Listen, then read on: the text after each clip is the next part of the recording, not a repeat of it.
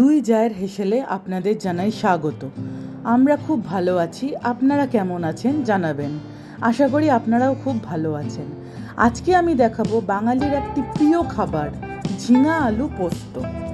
বাঙালি কিন্তু আলু পোস্ত, ঝিঙা আলু পোস্ত খুবই ভালো খায়। তার জন্য আমাদের কী কী লাগবে আসুন দেখে নিন।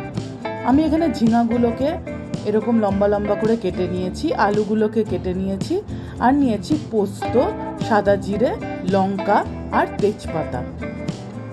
এবার আমি আপনাদের দেখাবো ঝিঙা আলুর পোস্তর একটা খুব সুন্দর রেসিপি।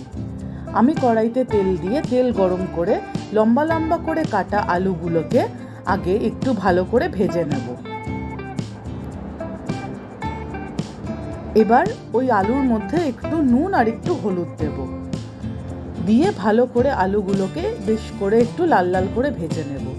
এবার ওই তেলের মধ্যেই জিরে ফোড়ন দেব, তেজপাতা ফোড়ন দেব, একটু নাড়াচাড়া করে নিয়ে ঝিঙেগুলোকে ওই তেলের মধ্যে দিয়ে দেব। ঝিঙেগুলো দেখুন আমি কিন্তু খুব বেশি ছোট করে কাটিনি, ডুমো ডুমো করে কেটেছি। ঝিঙে তো কড়াইতে দিলেই তো সেদ্ধ হলে তো এমনিতেই ছোট হয়ে যায়, তাই জন্যে আমি একটু ডুমো ডুমো করে কেটেছি। একদম ছোট করে কাটলে কিন্তু ঝিঙে গলে যায়। এবার ওই কড়াইতে তেলের মধ্যে আমরা ঝিঙেগুলোকে দিয়ে দেব। ঝিঙেগুলোকে দিয়ে নাড়াচাড়া করে নেব। আবার কিন্তু গরমটা বেশ ভালোই পড়েছে, মাঝখানে একটু বৃষ্টি হয়ে একটু শান্তি পেয়েছিলাম, আবার গরমটা জাঁকিয়ে পড়েছে। আপনারা কে কোথা থেকে দেখছেন আর সেখানে এখন কিরকম ওয়েদার একটু কমেন্ট করে জানাবেন। এবার ওই ঝিঙের মধ্যে আমরা একটু নুন দিলাম, একটু হলুদ গুঁড়ো দিলাম, দিয়ে ভালো করে ঝিঙেটা নাড়াচাড়া করে নেব, যাতে নুনটা আর হলুদটা সবকটা ঝিঙের সাথে ভালো করে মিশে যায়।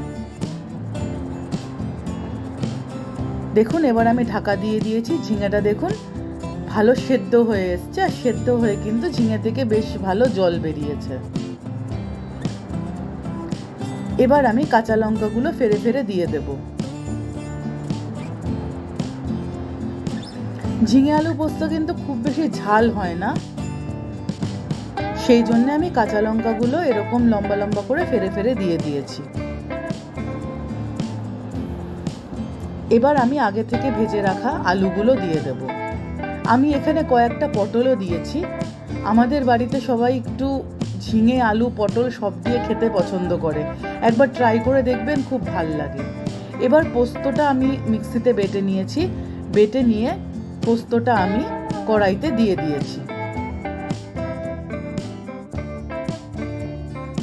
একবার ঝিঙে আলু পটল দিয়ে এরকমভাবে বানিয়ে খেয়ে দেখবেন, দুর্দান্ত লাগে। এইটা দিয়ে এক থালা ভাত খাওয়া হয়ে যায়। এবার আমি একটু চিনি দেব, চিনি দিয়ে ভালো করে নাড়াচাড়া করে নেব। নামানোর আগে সামান্য একটু ঘি দেব। এরকমভাবে ঝিঙা পোস্ত করে খেয়ে দেখবেন, খুবই ভালো লাগবে। আশা করি রান্নাটা আপনাদের খুব ভালো লেগেছে। ভালো লাগলে অবশ্যই রান্নাটি লাইক, শেয়ার অ্যান্ড সাবস্ক্রাইব করবেন। রেসিপিটি আমার মায়ের, মাকে জানাই অসংখ্য ধন্যবাদ।